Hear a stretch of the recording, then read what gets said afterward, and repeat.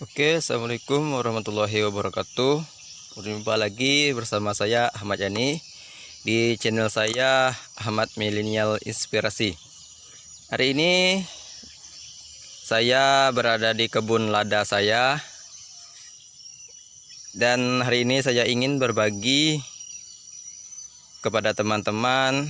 Semoga apa yang saya lakukan di kebun saya ini menjadi inspirasi buat teman-teman yang ingin berkebun lada. Jadi di sini saya berkebun lada ya teman-teman. Tapi untuk selah yang ada ruangan tanah yang terbuka, saya tanamin Aracis pintoi.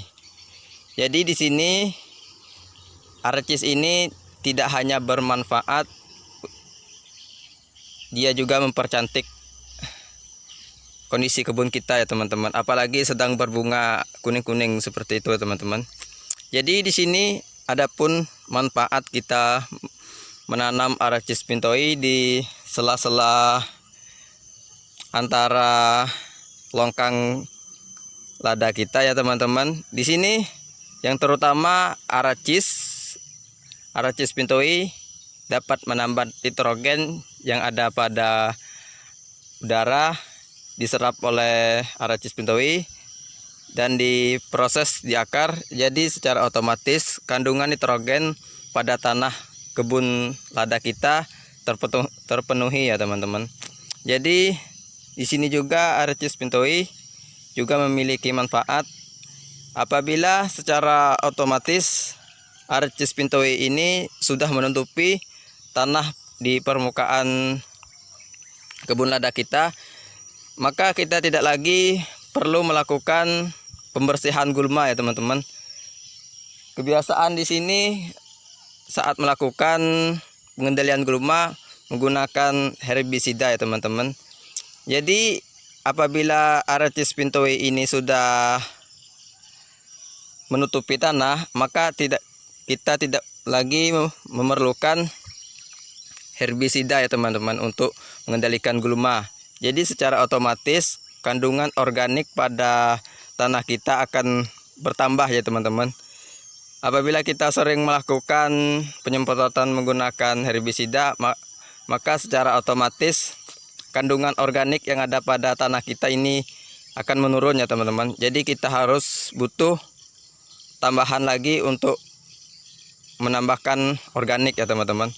Jadi apabila di sini kita menggunakan penanaman Aracis pintoi, maka apabila ini teman-teman, daun yang sudah mati ini pada Aracis pintoi akan menjadi kandungan organik pada tanah kita ya teman-teman. Di sini juga apabila saat terjadi hujan, maka tanah kita tidak tergerus oleh air hujan ya teman-teman. Dan juga pada saat musim kemarau, otomatis tanah kita tidak gersang ya teman-teman, karena ditutupi oleh Aracis pintoi. Karena Aracis pintoi ini juga dapat melembabkan tanah kita ya teman-teman. Jadi secara otomatis kandungan air pada tanah kita masih tersedia untuk tanaman lada kita ya teman-teman. Di sini tanaman ladanya agak kurang subur ya teman-teman.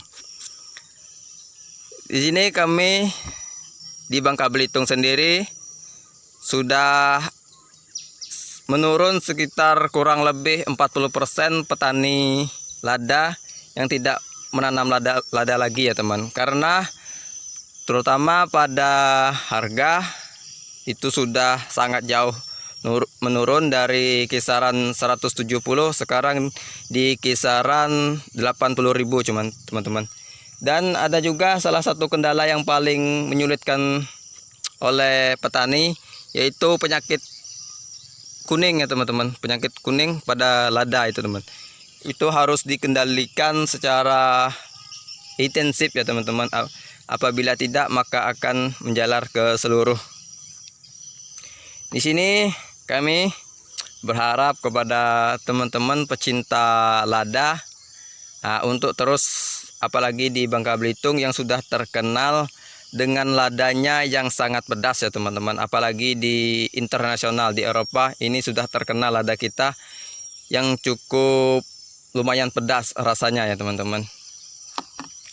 Jadi di sini kami mengharap kepada kepada masyarakat Bangka Belitung untuk tidak berhenti menanam lada, dan juga kepada pemerintah Bangka Belitung untuk